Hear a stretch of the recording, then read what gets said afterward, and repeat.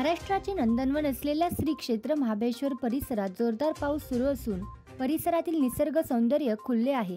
क्षेत्र महाबळेश्वर हे प्रसिद्ध तीर्थक्षेत्र व पर्यटन स्थळ आहे। या ठिकाणी अनेक पर्यटक भेट देत असतात। सध्या क्षेत्र महाबळेश्वरचे पावसाळी पर्यटन बहरले असून पर्यटकांची गर्दी देखील पाहावयास मिळत आहे। तसेच सध्या परिसरात पावसाच्या जोरदार कोसळधारा कोसळत असून या कोसळधारामुळे सर्वत्र पाणीच पाणी होताना दिसून येत आहे।